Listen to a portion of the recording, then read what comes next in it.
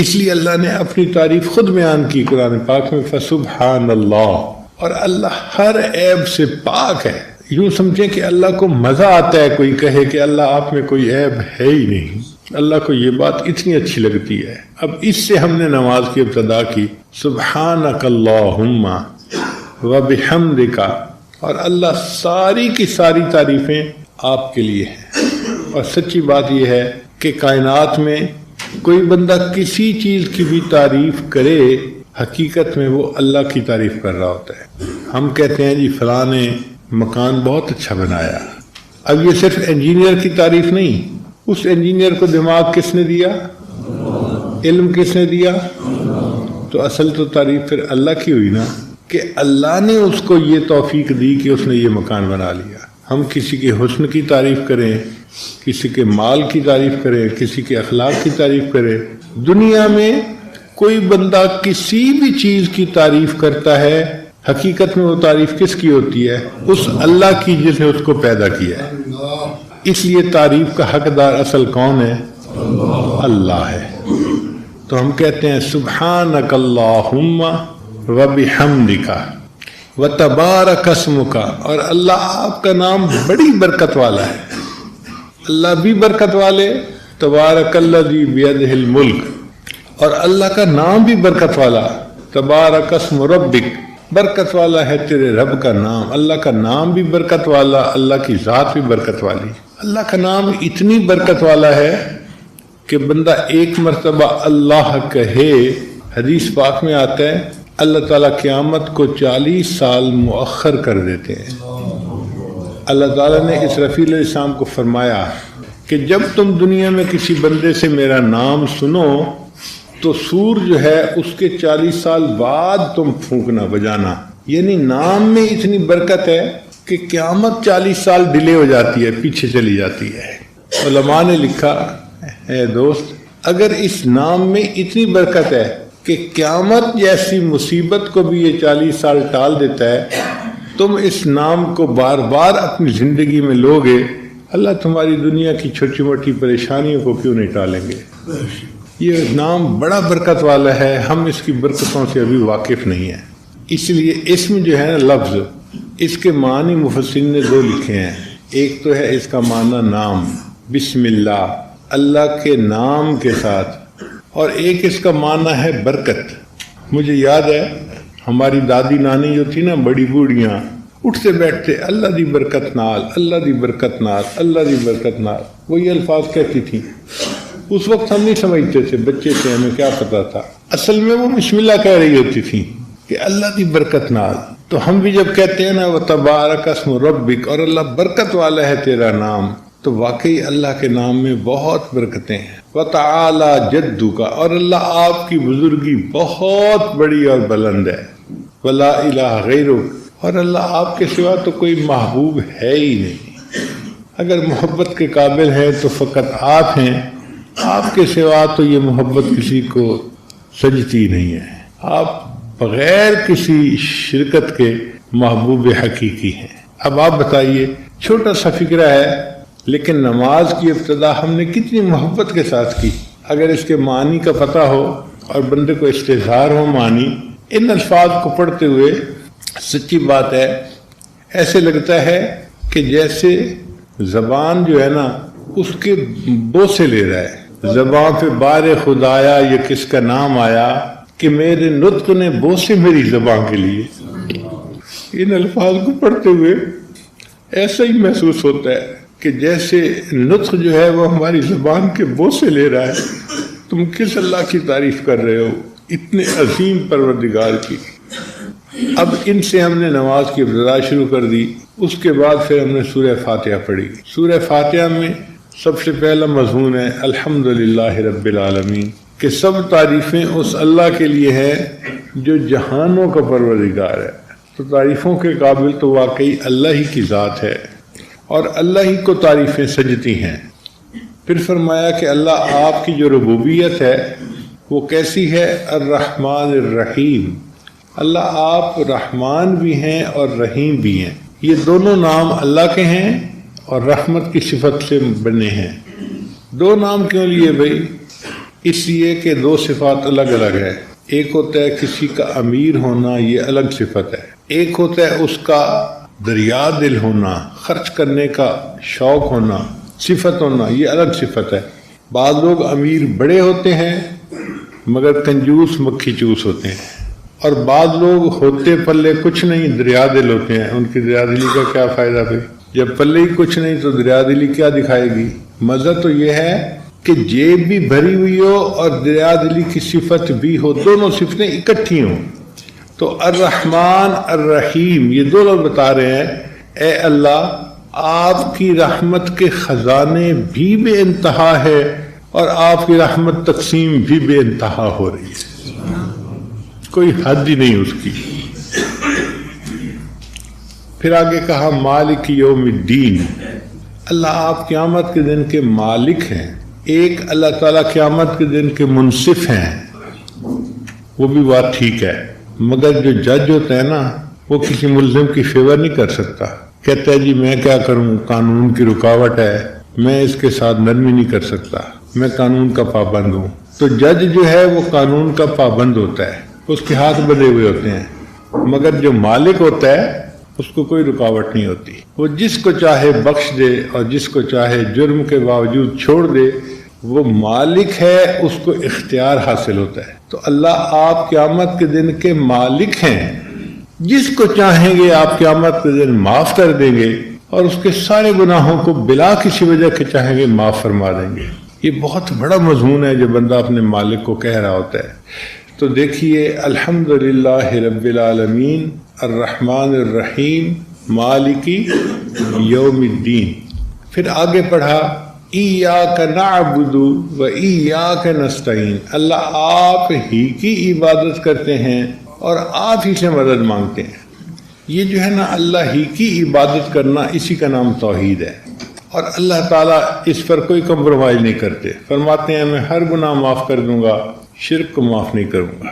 اس لیے کہا کہ آپ ہی کی عبادت کرتے ہیں اور آپ ہی سے مدد مانگتے ہیں. توحید کی اہمیت کو سمجھنا ہو تو مردوں کو بات جلدی سمجھ میں آئے گی.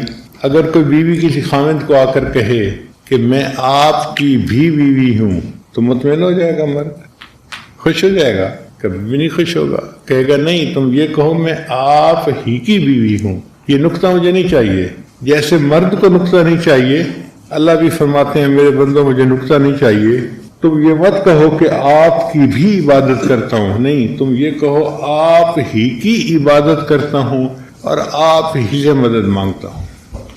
ایاک نعبد و ایاک نستعین. جب عبادت آپ کی کرتے ہیں تو مدد بھی آپ سے مانگتے ہیں. اب یہ فاتحہ کے الفاظ اللہ تعالیٰ سے ہم کلامی ہیں. حدیث پاک میں آتا ہے بندہ جب الحمدللہ رب العالمین پڑھتا ہے اللہ فرماتے ہیں حمدنی عبدی، میرے بندے نے میری حمد بیان کی. پھر بندہ الرحمن الرحیم پڑھتا ہے اللہ فرماتے ہیں میرے بندے نے میری ثنا بیان کی. ایک فکرہ بندہ پڑھ رہا ہوتا ہے، اس کا جواب اللہ دے رہے ہوتے ہیں. جیسے ٹیلی فون پہ گفتگو ہو رہی ہوتی ہے نا محب اور محبوب کی کہ السلام علیکم، تو جواب آتا ہے وعلیکم السلام، کیا حال ہے؟ ٹھیک ہے. آپس میں گفتگو ہوتی ہے. نماز بالکل اسی طرح ہے. مومن سورہ فاتحہ پڑھ رہا ہوتا ہے اور اللہ تعالیٰ اس کا جواب دے رہے ہوتے ہیں، اور یہ جواب چلتا رہتا ہے حتیٰ کہ بندہ اللہ سے اس کی مدد مانگتا ہے. اے اللہ آپ ہی کی عبادت کرتا ہوں، آپ ہی سے مدد مانگتا ہوں. تو اللہ تعالیٰ فرماتے ہیں میرے بندے تو نے مجھ سے مدد مانگی، میں اب تیرے ہر کام میں تیری مدد کروں گا. اب سب سے بڑی مدد کون سی ہے؟ اہدنا الصراط المستقیم، اللہ ہمیں سیدھے راستے کی رہنمائی فرما دیجیے. تو اللہ نے آگے بتا دیا کہ سیدھا راستہ کون سا ہے. صراط الذین انعمت علیہم، ان لوگوں کا راستہ جن پر اللہ آپ نے انعام فرمایا، اور ان لوگوں کے راستے پہ نہ چلانا جو گمراہ ہوئے جن پر تیرا غضب ہوا. اب دیکھیں بڑا آسان طریقہ تھا. بندے نے کہا اہدنا الصراط المستقیم، اللہ فرما دیتے صراط القرآن والحدیث، قرآن اور حدیث کے راستے پر چلو. اللہ نے فرمایا نہیں، صراط الذین انعمت علیہم، ان لوگوں کے راستے پر چلو جن پر اللہ کا انعام ہوا. یعنی اللہ ہمیں تقلید کا حکم دے رہے ہیں. اللہ فرماتے ہیں کہ میرے بندو تم اگر قرآن اور حدیث کو پڑھ کے سمجھنے لگتے تو تم پلو ہو بہت معنی غلط لے لیتے اور گمراہ ہو جاتے۔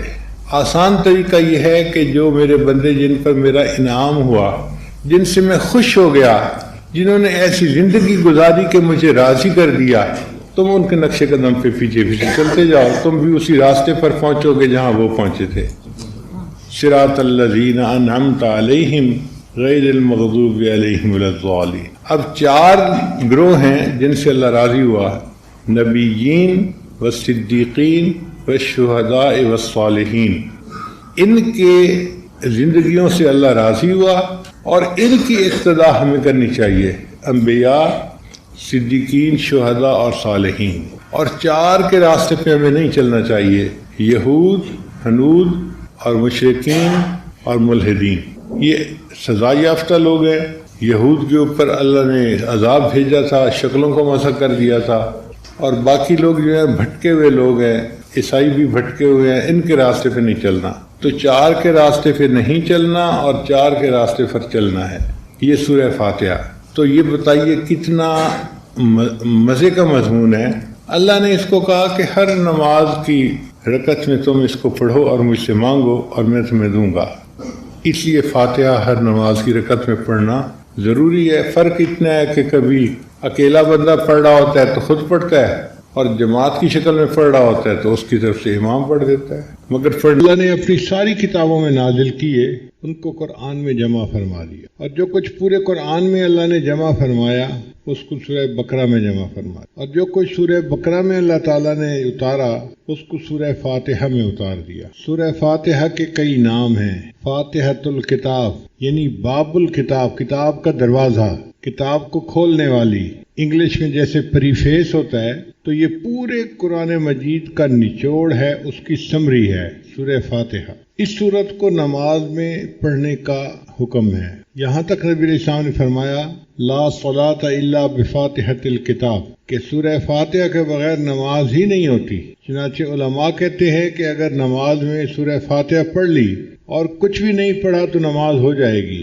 اور اگر سورہ فاتحہ نہیں پڑھی باقی سب کچھ پڑھ لیا تو نماز کو لوٹانا ضروری۔ اتنی اہمیت ہے اس کی۔ آخر نماز کی ہر رکعت میں اس کو پڑھنے کا کیوں حکم دیا گیا؟ اس کے اندر راز ہے۔ اس کو سورہ شفا بھی کہتے ہیں۔ صحابہ کرام فرماتے ہیں کہ جب ہمارے ہاں کوئی بیمار ہو جاتا تھا، ہم سورہ فاتحہ پڑھ کے اس کو دم کرتے تھے، یا تو اللہ اس کو شفا دیتے تھے یا وہ اللہ کو پیارا ہو جاتا تھا۔ اتنی کثرت کے ساتھ اس کو پڑھ کے پھونکا جاتا تھا۔ عجیب بات ہے کہ اتنی اہم صورت ہے اور اتنی کثرت سے ہم پڑھتے ہیں، لیکن ہمیں اس کے مضامین کا احاطہ نہیں ہے۔ ابھی اگر کسی سے پوچھا جائے کہ آپ بتاؤ کہ سورہ فاتحہ پورے قرآن کا کیسے خلاصہ ہے، تو پتہ نہیں ہوگا۔ اس لیے آج کے جمعہ میں اسی مضمون کو کھولنے کا ارادہ کیا۔ دیکھیں، قرآن مجید میں مختلف مضامین وارد ہوئے ہیں۔ مثال کے طور پہ اللہ رب العزت کی عظمت بیان ہوئی ہے، اللہ کی شان کبریائی بیان ہوئی ہے، اللہ تعالیٰ کی صفات کا تذکرہ، اللہ کی شان کا تذکرہ۔ تو جہاں بھی قرآن مجید میں یہ تذکرہ ہوا اس کو الحمد نے سمیٹ لیا۔ سورہ فاتحہ کا جو پہلا لفظ ہے نا الحمد، الحمدللہ، سب تعریفیں اللہ کے لیے ہیں۔ اب ان 2 لفظوں نے ان تمام مضامین کا احاطہ کر لیا جو اللہ کی عظمت، اس کی صفات، اس کی کبریائی سے متعلق ہیں۔ سچی بات یہ ہے کہ حمد کا حقدار اللہ ہی ہے۔ دنیا میں جو بندہ جس کسی کی تعریف کرتا ہے حقیقت میں وہ اللہ کی تعریف کر رہا ہوتا ہے۔ خاوند بیوی کی تعریف کرے، اس نے اللہ کی تعریف کی جس نے اس کو بنایا۔ بیوی خاوند کے اچھے اخلاق کی تعریف کرے، اس نے اللہ کی تعریف کی جس نے خاوند کو بنایا۔ ہم آسمان کی تعریف کریں، زمین کی کریں، سمندر کی کریں، درختوں کی کریں، پھولوں کی کریں، پھلوں کی کریں، وہ ان کے پیدا کرنے والے پروردگار ہی کی اصل میں تعریف ہے۔ تو تعریف اللہ تعالیٰ ہی کو سجتی ہے۔ اس لیے الحمدللہ ان 2 لفظوں نے اللہ رب العزت کی عظمت کے مضامین کو سمیٹ لیا۔ پھر آگے رب کا لفظ ہے۔ رب کا معنی ہوتا ہے آقا، مولا، کسی کو تربیت دینے والا، پالنے والا، اس کو رب کہتے ہیں۔ یہ رب کا لفظ اللہ تعالیٰ کے لیے خاص استعمال ہوتا ہے۔ اللہ تعالیٰ ہم سب کا رب ہے۔ نبی علیہ السلام کا بھی رب اللہ ہے، اور اس رب کے مضمون کے اندر بہت گہرائی ہے۔ یہ ایسا وعدہ ہے کہ اللہ نے انسانوں کو دنیا میں بھیجنے سے پہلے ان سے لیا۔ حدیث پاک میں آتا ہے کہ اللہ تعالیٰ نے عالم ارواح میں سب انسانوں کو پیدا کیا، ان کی شکلیں انسانوں والی تھیں مگر ان کے جسم چھوٹے تھے، جیسے چیونٹی چھوٹی سی ہوتی ہے اس طرح چھوٹے چھوٹے انسان تھے۔ پھر اللہ تعالیٰ نے ان سے پوچھا الستُ بربکم، کیا میں تمہارا پروردگار نہیں ہوں؟ تو نبی علیہ السلام نے سب سے پہلے جواب دیا قالوا بلا، اے اللہ آپ ہی ہمارے رب ہیں۔ پھر آپ صلی اللہ علیہ وسلم سے جواب سننے کے بعد سارے انسانوں نے اللہ کی ربوبیت کا اقرار کیا۔ اب یہ میثاق ہے، یہ ایک وعدہ ہے جو مخلوق نے اپنے اللہ سے کیا۔ تو اللہ تعالیٰ نے مخلوق کو دنیا میں بھیجا، اچھا میں دیکھتا ہوں کہ تم دنیا میں جا کے کس کو رب سمجھتے ہو۔ اب ہمارا سب سے بڑا امتحان جو دنیا میں ہے کہ ہم اپنا پالنے والا کس کو سمجھتے ہیں۔ بہت سارے لوگ سمجھتے ہیں کہ ہم کھیتی سے پل رہے ہیں، ہم فیکٹری سے پل رہے ہیں، ہم اپنی جاب سے پل رہے ہیں، ہم اپنے کاروبار سے پل رہے ہیں۔ یہ سب غلط ہے۔ پالنے والا کون ہے؟ اللہ ہے۔ جس طرح پہلے زمانے میں لات اور منات کی نفی کی جاتی تھی، اسی شد و مد کے ساتھ اس کی نفی کرنی چاہیے کہ ہم فیکٹری سے نہیں پل رہے، دکان سے نہیں پل رہے، کھیتی باڑی سے نہیں پل رہے، ہمیں اللہ پالنے والا ہے۔ آج کاروبار کی بات آتی ہے تو لوگ دین کو ایک طرف کر دیتے ہیں اور یہ آخر کاروبار ہے، کیا کریں؟ ایسی بات نہیں ہے، کاروبار نہیں پال رہا، ہمیں اللہ پال رہے ہیں۔ کسی کو کاروبار کے ذریعے سے دے دیتے ہیں، کسی کو فیکٹری کے ذریعے سے دے دیتے ہیں، کسی کو اللہ تعالیٰ جاب کے ذریعے سے دے دیتے ہیں۔ یہ اسباب ہیں جو اللہ نے بنائے ہیں، دینے والا اللہ ہے۔ اس کی مثال آپ یوں سمجھیں کہ جیسے ایک بچہ ہوتا ہے نا، تو اس پہ تو سب عورتیں مہربان ہوتی ہیں، چھوٹا بچہ سب کو پیارا لگتا ہے، ذرا روتا ہے تو ہر عورت اس کو گود میں لینے کی کوشش کرتی ہے، مگر اس بچے کا تعلق اپنی ماں کے ساتھ خاص ہوتا ہے، اس لیے کہ ماں اس کی مربیہ ہوتی ہے، اس کی پالنے والی ہوتی ہے، اس کی ذمہ دار ہوتی ہے۔ اور بچہ اماں کا نام پکارتا ہے تو ماں ہل جاتی ہے، تھکی ہوئی ہو، نیند میں ہو، جو مرضی ہو، فوراً اٹھ کے بچے کی طرف بھاگتی ہے، میرا بیٹا کیوں مجھے پکار رہا ہے، اپنے بچے کی بات کا جواب دیتی ہے، اس کی ضرورت کو پورا کرتی ہے۔ اب چونکہ ہمارے رب اللہ ہے، اس لیے اللہ تعالیٰ نے ہمیں یہ بتلا دیا کہ تم نے کچھ مانگنا ہو تو مجھ سے مانگو۔ اس لیے قرآن مجید کی اکثر دعائیں آپ اگر دیکھیں تو رب کے لفظ سے شروع ہوتی ہیں، ربنا آتنا فی الدنیا حسنہ، ربنا لا تزغ قلوبنا بعد اذ ہدیتنا، ربنا اغفر لنا ذنوبنا واسرافنا فی امرنا۔ تو رب کے لفظ سے دعائیں مانگنی سکھائی گئیں، کیوں کہ جب بندہ یا رب یا رب یا رب کہتا ہے تو اس کی مثال ایسے ہی ہے جیسے کوئی بچہ امی امی امی کہہ رہا ہوتا ہے۔ اچھا یہ بتائیے کہ بچے کی ماں کا نام ہے فاطمہ اور بچہ کہتا ہے فاطمہ فاطمہ فاطمہ، ماں کے دل میں محبت کا وہ جذبہ نہیں اٹھے گا، لیکن اماں کہنے سے ماں کا دل ہل جائے گا،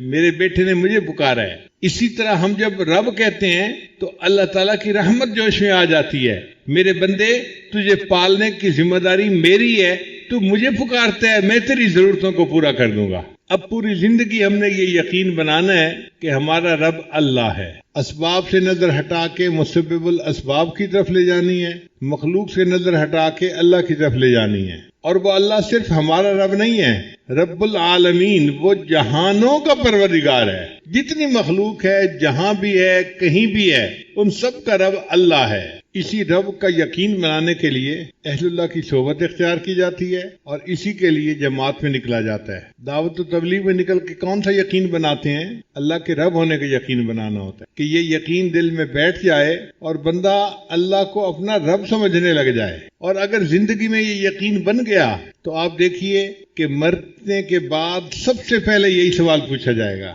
حدیث پاک میں آتا ہے کہ جب مردے کو دفن کیا جاتا ہے تو قبر میں دو فرشتے اس سے سوال پوچھنے آتے ہیں۔ وہ کون سا سوال پوچھتے ہیں؟ من ربکم، تمہارا رب کون ہے؟ بھئی بتاؤ تم نے دنیا میں کیا یقین بنایا، کیا سیکھ کے آئے، دنیا میں کیا سبق پڑھ کے آئے؟ من ربکم، تمہارا رب کون ہے؟ اب جس نے یقین نہیں بنایا ہوگا وہ کہے گا ہے ہاتھ اللہ ادری، مجھے نہیں پتا میرا رب کون ہے۔ اور جس نے دین پر محنت کی ہوگی اور اپنے رب کے ساتھ یقین کو مضبوط کیا ہوگا وہ کہے گا اللہ میرا رب ہے، تو وہ کامیاب ہو جائے گا۔ پھر قیامت کے دن بھی ہمیں اپنے رب کے سامنے کھڑا ہونا پڑے گا، یوم یقوم الناس لرب العالمین۔ قیامت کے دن ہم کس کے سامنے کھڑے ہوں گے؟ اپنے رب کے سامنے کھڑے ہوں گے، اور جنت میں جائیں گے تو اللہ ہمیں لے جائے گا، وسیق الذین اتقوا ربهم الی الجنۃ زمرا.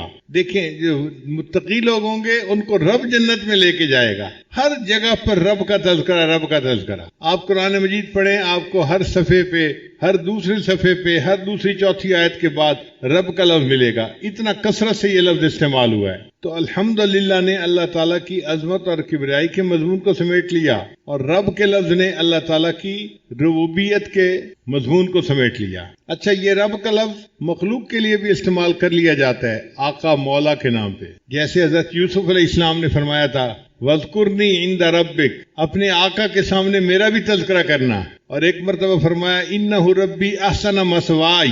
یہاں ربی کا لفظ جو انہوں نے کہا تو یہ مخلوق کے لیے تھا. تو سوال پیدا ہوتا ہے کہ یہ رب مخلوق کے لیے کیوں استعمال کیا؟ تو علماء نے جواب دیا ہے کہ سمجھانے کے طور پر، چونکہ ماں باپ بچے کو پالتے ہیں اس لیے ان کو کہا کہ یہ مربی ہے. کما ربیانی صغیرہ، اصل پالنے والا اللہ ہے، لیکن چونکہ یہ ظاہری سبب بن رہے ہیں ان کے لیے بھی لفظ استعمال کر دیا گیا. اب اللہ کی جو ربوبیت ہے وہ راحمانہ بھی ہو سکتی ہے، قاہرانہ بھی ہو سکتی ہے. بچے کو پیار سے بھی پالا جا سکتا ہے اور مار کے بھی پالا جا سکتا ہے. بچہ بڑا بن جائے گا. بعض بچوں کو ماں باپ نے بہت شفقت دی ہوتی ہے اور بعض پہ بہت سختی کی ہوتی ہے، بچے پل جاتے ہیں. تو اب سوال یہ پیدا ہوتا ہے کہ اللہ تعالیٰ کی ربوبیت جو ہے مخلوق کے ساتھ کیسی ہے؟ آگے فرما دیا الرحمن الرحیم، وہ رحمت کی ربوبیت ہے. اللہ مہربان ہے اپنی مخلوق کے اوپر. الرحمن اور الرحیم اس کے 4 نقطے ہیں. رحمان کہتے ہیں وہ ذات کہ جس کی رحمت دنیا میں عام ہو سب کے اوپر، اور رحیم کہتے ہیں کہ جس کی رحمت ایمان والوں کے لیے آخرت میں خاص ہو. دوسرا نقطہ، رحمان کہتے ہیں اس کو جو ہر چیز دیتا ہو چھوٹی بڑی، اور رحیم کہتے ہیں کہ جو بڑی بڑی چیزیں بھی بندوں کو دیتا ہو. پھر رحمان کہتے ہیں جو اپنے اور پرائے سب کو دیتا ہو، اور رحیم کہتے ہیں کہ جو اپنوں کے لیے خاص مہربان ہو. تو رحمان اور رحیم کے اپنے اپنے انداز ہیں. وَكَانَ بِالْمُؤْمِنِينَ رَحِيمًا، اور اللہ تعالیٰ ایمان والوں کے لیے خاص رحمان رحیم ہوگا قیامت کے دن. اور ایک چوتھا فرق یہ ہے کہ رحمان کا لفظ اللہ کے لیے استعمال ہوتا ہے، مخلوق کے لیے استعمال نہیں ہو سکتا. رحیم کا لفظ اللہ کے لیے بھی استعمال ہو سکتا ہے، مخلوق کے لیے بھی استعمال ہو سکتا ہے. اس لیے اللہ تعالیٰ نے اپنے حبیب صلی اللہ علیہ وسلم کو رحیم کہا، بالمؤمنین رؤوف الرحیم. تو مخلوق کے لیے رحیم کا لفظ استعمال ہو سکتا ہے، رحمان کا لفظ استعمال نہیں ہو سکتا. مگر رحمان اور رحیم دونوں صفات کس کی ہیں؟ اللہ رب العزت کی ہیں. تو اللہ کی عظمت و کبریائی کے مضمون کو الحمدللہ نے سمیٹا. اللہ تعالیٰ کی جو ربوبیت کا مسئلہ ہے اس کو رب کے لفظ نے سمیٹ لیا، اور اللہ تعالیٰ کی جو صفات ہیں رحمت کی ان کو الرحمن الرحیم نے سمیٹ لیا. پھر قرآن مجید میں قیامت کے دن کا تذکرہ ہوگا تو فرمایا مالک یوم الدین. اللہ تعالیٰ قیامت کے دن کا مالک ہے. ایک ہوتا ہے منصف، انصاف کرنے والا جج. وہ جج قانون کا پابند ہوتا ہے، کسی کی فیور کرنا چاہے فیور نہیں کر سکتا. اور جی میں قانون کا پابند تھا، میری مجبوری تھی، مجھے تو فیصلہ قانون کے مطابق کرنا تھا. لیکن جو مالک ہوتا ہے اس کا اختیار ہوتا ہے، وہ جس کو بخشنا چاہے بخش دے، جس کو معاف کرنا چاہے معاف کر دے. تو اللہ تعالیٰ قیامت کے دن کے مالک ہوں گے. جس کو اللہ تعالیٰ معاف کرنا چاہیں گے اللہ اس کو معاف کر دیں گے. کوئی پوچھنے والا نہیں ہوگا کہ جی آپ نے اس کو معاف کیوں کر دیا. وہ رب ہے، وہ پروردگار ہے. اور اللہ تعالیٰ جو قیامت کے دن کے مالک ہوں گے تو اس کے لیے عجیب، سب مخلوق کو موت آ جائے گی جب سور پھونکا جائے گا. انسان، حیوان، چرند پرند، جن سب کچھ مر جائے گا. صرف سور بچے گا اور حضرت اسرافیل علیہ السلام بچیں گے. اسرافیل علیہ السلام سور پھونک رہے ہوں گے، ساری مخلوق مر جائے گی. پھر ایک وقت آئے گا کہ اللہ تعالیٰ اسرافیل علیہ السلام کو بھی موت دے دیں گے اور سور کو بھی توڑ دیا جائے گا. اس وقت مخلوق میں سے کوئی دنیا میں نہیں ہوگا. جب کوئی نہیں ہوگا اللہ تعالیٰ فرمائیں گے لمن الملک اليوم، آج کس کی بادشاہی ہے؟ کوئی جواب دینے والا نہیں ہوگا. پھر اللہ خود فرمائیں گے للہ الواحد القہار، ایک اللہ قہار کی بادشاہی ہے. پھر قیامت کا دن ہوگا اور اللہ تعالیٰ اس دن کے بادشاہ ہوں گے، مالک ہوں گے. تو قیامت کے مضمون کو اس مالک یوم الدین نے سمیٹ لیا. پھر اس کے بعد قرآن مجید میں اللہ کی عبادت کے تذکرے ہیں. ایاک نعبد، ان 2 لفظوں نے اس مضمون کو سمیٹ لیا. اے اللہ ہم آپ ہی کی عبادت کرتے ہیں. بندے کے لیے سب سے بڑا مقام عبدیت ہے. ولایت سے بھی اونچا، نبوت سے بھی اونچا، رسالت سے بھی اونچا مقام کس کا ہے؟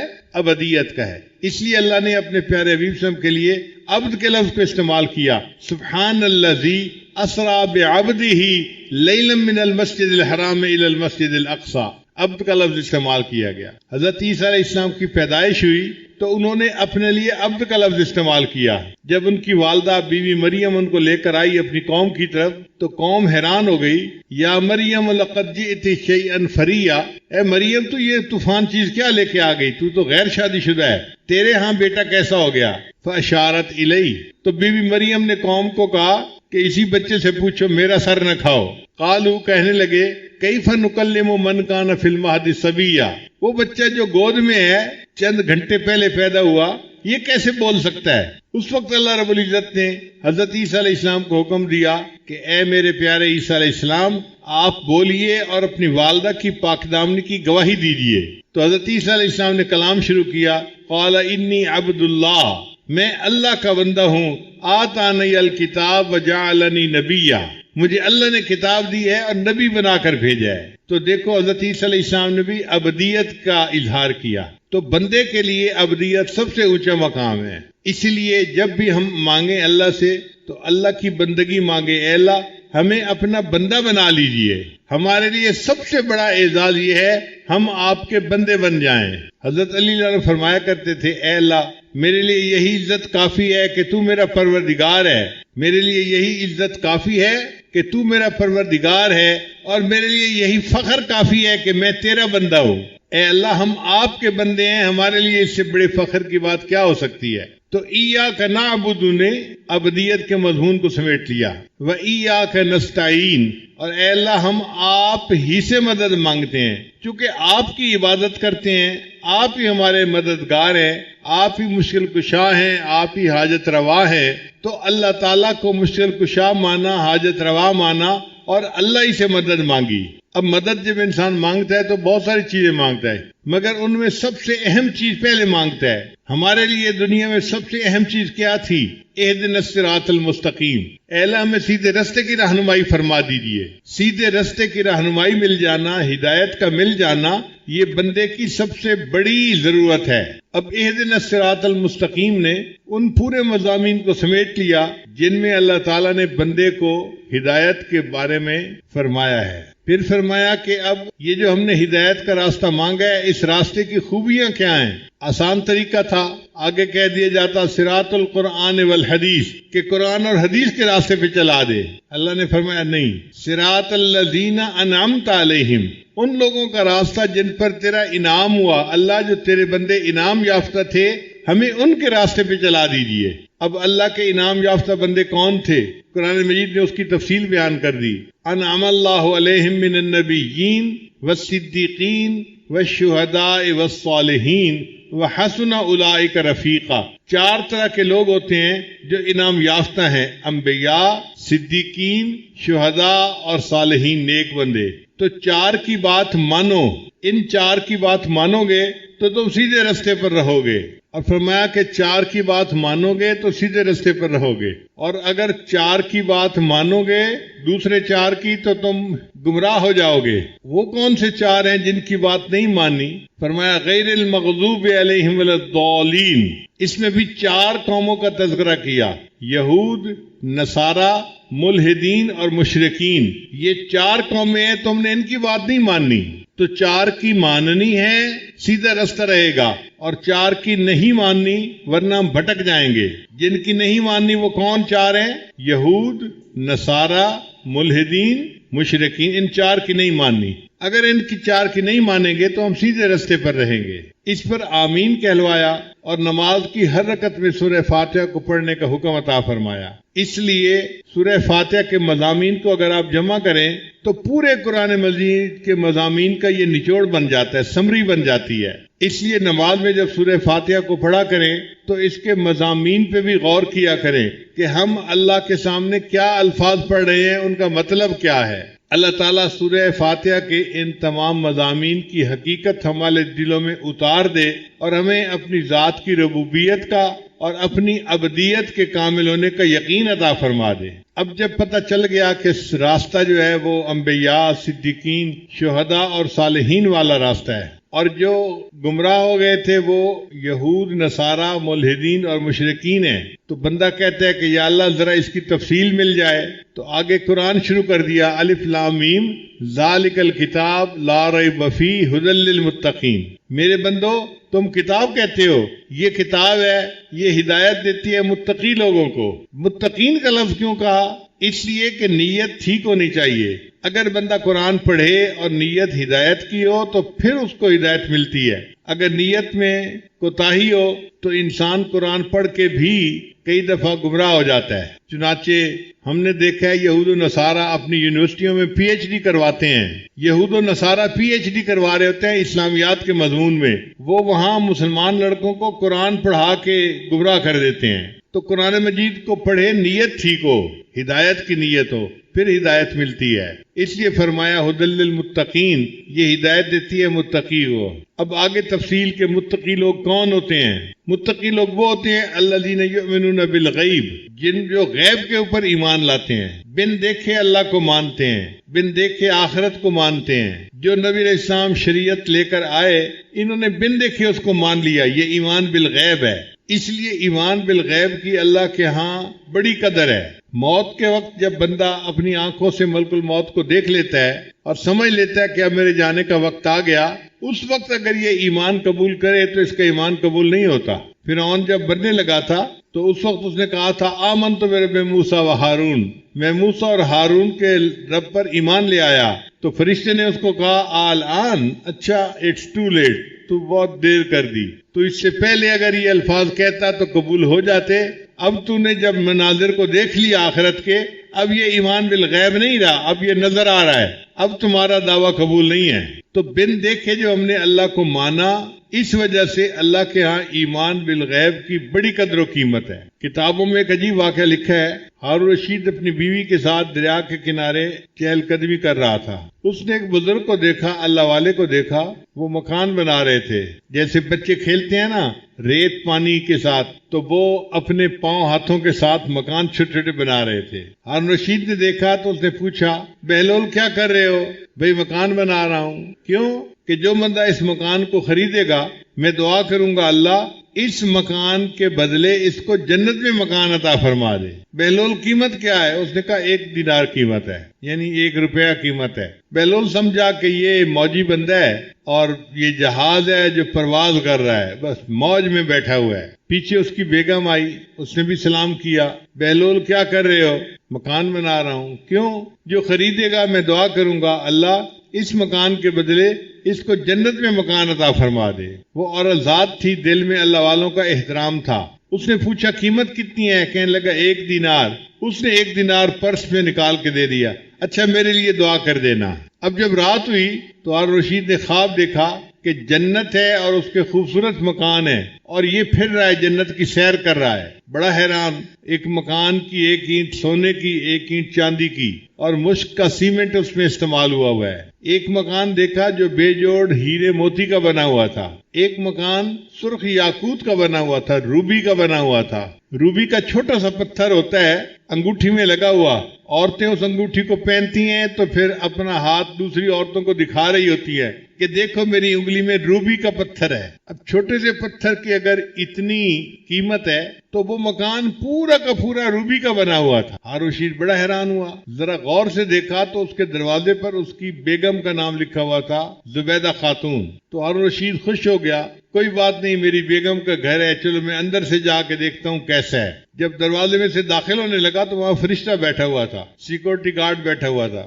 اس نے روک لیا. بھئی تم کون ہو جو اندر جانا چاہتے ہو؟ بھئی یہ جس کا نام لکھا ہوا ہے نا میں اس کا خاوند ہوں. انہوں نے کہا سوری، اس جہان کا قانون یہ ہے کہ جس کا نام ہوتا ہے وہی جا سکتا ہے، دوسرا نہیں داخل ہو سکتا، تم جاؤ واپس. جب وہ سیکورٹی گارڈ نے دھکا دیا تو بادشاہ سلامت کی آنکھ کھل گئی. اب سوچنے لگا کہ میری بیوی مجھ سے زیادہ عقلمند نکلی، اس نے مکان کا سودا کر لیا اور میں نے تو موقع ضائع کر دیا. اب بڑا افسوس ہو رہا ہے. افسوس اس کو 2 وجوہات سے تھا. ایک وجہ یہ تھی کہ میں نے موقع ضائع کر دیا، اور اس سے بڑا افسوس یہ تھا کہ میں نے سودا نہ کیا، بیوی نے کر لیا. اب جب بیوی اچھا کام کر لے خاوند نہ کرے تو خاوند کا حال برا ہوتا ہے. سارا دن سوچتا رہا کیا کروں. تو انسان کے دماغ کے اندر یہ صلاحیت ہے، وہ آفٹر میتھ کرتا ہے. کام کے ہو جانے کے بعد پھر دماغ سوچتے ہیں اچھا اب کیا کیا جا سکتا ہے، تو سارا دن آفٹر میتھ کے اندر مبتلا رہا. پھر ذہن میں خیال آیا آج جاتے ہیں، اگر بہلول آج مکان بنا رہا ہوا نا تو میں نے تو ضرور مکان خرید لینا ہے. اب دوسرے دن پھر بیوی کو لے کے دریا کے کنارے، آنکھیں اس کی بہلول کو تلاش کر رہی تھی. اللہ کی شان، ایک جگہ اس نے دیکھا بہلول پھر بیٹھا ہوا مکان بنا رہا تھا. بادشاہ سلامت جلدی جلدی اس کے پاس گئے. السلام علیکم بہلول، کیا حال ہے؟ اس نے کہا ٹھیک ہے. بہلول ٹول خدے، اس نے کہا ہاں سب ٹھیک ہے ٹھیک ہے. کیا کر رہے ہو؟ اس نے کہا مکان بنا رہا ہوں. کیوں بنا رہے ہو؟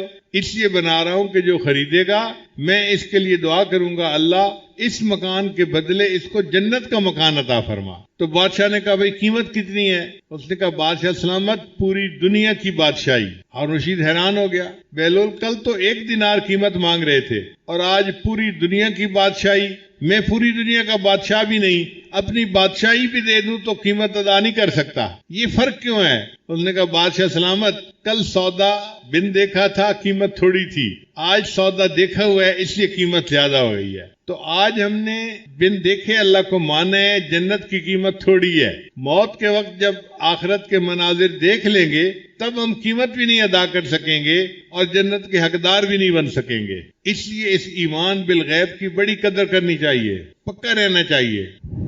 کہتے ہیں کہ حضرت یوسف علیہ السلام کے زمانے میں 7 سال بڑی اچھی فصل ہوئی. پانی دے 7 سال بڑی اچھی فصل ہوئی. تو یوسف علیہ السلام نے گندم کو گوڈاؤن کے اندر محفوظ کر لیا. پھر اس کے بعد 7 سال قحط کے آئے. ان قحط کے سالوں میں بالکل بارش نہیں ہوئی تھی اور لوگوں کے پاس کھانے کے لیے گندم نہیں تھی. تو لوگ حضرت یوسف علیہ السلام کے پاس آتے تھے کہ حضرت ہمیں گندم چاہیے. انہوں نے قانون بنا دیا تھا جتنے گھر کے بندے ہوں ان کو ایک بندے کے حساب سے 1 بوری سال کی دی جائے گی اور اتنی قیمت لی جائے گی. اور اپنے بندوں کو بتا دیا بھئی جو آئے پہلے پوچھنا کتنے بندے گھر کے ہیں، اتنی بوریاں دے دینا اور اتنی قیمت لے لینا. دن رات لوگ آتے تھے اور گندم لے کے جاتے تھے، آتے تھے گندم لے کے جاتے تھے. اللہ تعالیٰ کی شان دیکھیں. ایک لڑکا آیا جو 12-13 سال کی عمر کا تھا. اس نے آ کے کہا بھئی گندم چاہیے. لوگوں نے پوچھا بھئی گھر کے بندے کتنے ہیں؟ اس نے کہا جی 10 ہیں. ان کا ٹھیک ہے 10 بوریوں کی قیمت دے دو، ہم گندم دے دیتے ہیں. اس نے 10 بوریوں کی قیمت تو دے دی. پھر کہنے لگا مجھے گندم زیادہ چاہیے. ورکر نے کہا بھئی ہم نہیں دے سکتے، اگر زیادہ چاہیے فیور چاہیے تو یوسف علیہ السلام کے پاس چلے جاؤ، ان کا اختیار ہے جس کو چاہیں جتنا دے دیں. تو وہ لڑکا یوسف علیہ السلام کے پاس آیا، حضرت گندم چاہیے. بھئی لوگوں نے آپ کو گندم نہیں دی؟ جی دی ہے، مجھے زیادہ چاہیے. چلو بھئی 10 بوریاں انہوں نے دی ہیں، 10 بوریاں میں دے دیتا ہوں، آپ جا کے 20 بوریاں لے جاؤ. اس نے کہا نہیں حضرت مجھے اور زیادہ چاہیے. یوسف علیہ السلام بڑے حیران. بھئی 10 بوری گندم انہوں نے بھی دے دی، 10 بوری گندم میں نے ایکسٹرا دے دی، تمہارا جی نہیں بھر رہا اور مانگ رہے ہو. اس نے کہا کہ حضرت اگر آپ کو پتہ چل جائے نا کہ میں کون ہوں تو آپ مجھے بہت زیادہ گندم دیں. تو حضرت یوسف علیہ السلام نے پوچھا اچھا بتاؤ تم کون ہو؟ اس نے کہا کہ حضرت جب زلیخا نے آپ کے اوپر بہتان لگایا تھا تو جس چھوٹے بچے نے، دودھ پیتے بچے نے آپ کی پاک دامنی کی گواہی دی تھی وہ بچہ میں ہوں، اب بڑا ہو کے جوان ہو گیا ہوں. اب حضرت یوسف علیہ السلام نے جب یہ بات سنی تو اس بچے پہ اتنا پیار آیا، اتنا پیار آیا. اس کو قریب بلایا، اس کے ماتھے کو بوسہ دیا، اس کو سینے سے لگایا اور کہا کہ اچھا تو نے میری گواہی دی تھی؟ اس نے کہا جی. لوگوں کو کہا اچھا بھائی اس کو 100 بوری زیادہ دے دو. کہاں اس کو 20 بوری مل رہی تھی اور کہاں اس کو 120 مل گئی. اب 120 بوری لے جانے کے لیے تو اس کے پاس سواری بھی نہیں تھی. تو لوگوں کو حکم دیا یہ 120 بوری اس کو گھر پہنچا کے آؤ. پنجابی میں کہتے ہیں لد بھی دے لدیندڑ بھی دے.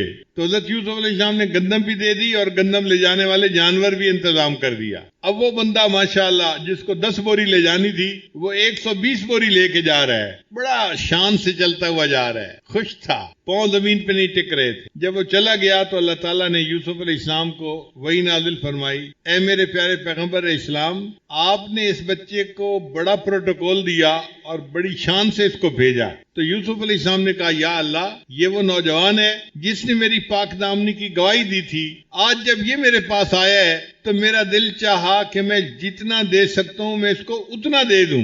اللہ تعالیٰ نے فرمایا یوسف علیہ السلام پھر آپ اس بات پہ گواہ رہنا جس نے آپ کی پاک دامنی کی گواہی دی آپ نے اس کو اتنا دیا جو آپ دے سکتے تھے. تو میں پروردگار بھی کہتا ہوں کہ جس بندے نے دنیا میں میری وحدانیت کی گواہی دی جب وہ قیامت کے دن میرے پاس آئے گا میں اس کو وہ دوں گا جو میری شان کے مطابق ہوگا۔ تو یہ جو ایمان بالغیب ہے یہ اللہ کی بڑی نعمت ہے، ہمارا سرمایہ ہے۔ اس دجالی فتنے کے دور میں اپنے ایمان کی بڑی فکر رکھنی چاہیے، اس کی حفاظت کی اللہ تعالیٰ سے دعائیں مانگنی چاہیے۔ نبی السلام نے ارشاد فرمایا کہ دجالی فتنے کے دور میں ایسا وقت آئے گا، ایک بندہ صبح اٹھے گا ایمان والا ہوگا، شام سونے کے لیے بستر پہ جائے گا ایمان سے خالی ہوگا۔ تو جب ایمان اس طرح ضائع ہونے والا ہوگا، اس دور میں ایمان کی حفاظت کی دعائیں کرنا بڑے ضروری ہے۔